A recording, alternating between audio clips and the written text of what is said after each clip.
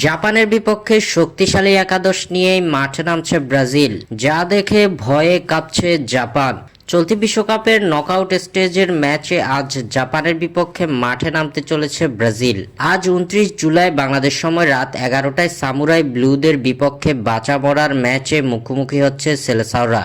এর আগে গ্রুপ পর্বে আধিপত্য বিস্তার করেই নকআউট পর্ব নিশ্চিত করেছে ব্রাজিল। গ্রুপ পর্বে নিজেদের প্রথম ম্যাচে মরক্কোর বিপক্ষে ড্র করলেও পরবর্তীতে ঘুরে দাঁড়িয়েছে সেলেসাওরা। হাইতি ও স্কটল্যান্ডের বিপক্ষে দুই ম্যাচেই ভিনিসিয়াসরা জিতেছে 3-0 গোলে, যার ফলে গ্রুপ চ্যাম্পিয়ন হয়েই নকআউট পর্বে উঠেছে ব্রাজিল। অন্যদিকে নিজেদের গ্রুপে বেশ ভালো পারফর্ম করেছে এশিয়ার দলটি। স্কটল্যান্ডের মতো পরাশক্তি দলের বিপক্ষে 2-2 গোলে ড্র করার পর তিউনিসিয়াকে জাপান উড়িয়ে দিয়েছিল 4-0 গোলে। নিজেদের শেষ ম্যাচে সুইডেনের বিপক্ষে 1-1 গোলে ড্র করে গ্রুপ রানার্স আপ হয়ে শেষ 32 নিশ্চিত করেছে সামুরাই ব্লুরা। তাই ব্রাজিলকে তারা ছেড়ে কথা বলবে না। এদিকে জাপানের বিপক্ষে বাঁচা মরার এই লড়াইয়ে কেমন হতে যাচ্ছে ব্রাজিলের শুরুর একাদশ, এ নিয়ে চলছে বিশ্লেষণ ও আলোচনা।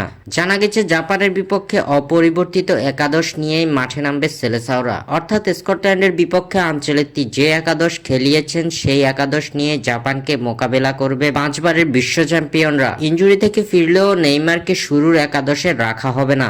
জাপানের বিপক্ষে কার্লো আঞ্চেলত্তির ফরমেশন হবে 4-2-3-1, যেখানে 4 ডিফেন্ডার, 2 মিডফিল্ডার, 3 অ্যাটাকার ও 1 স্ট্রাইকার থাকবেন।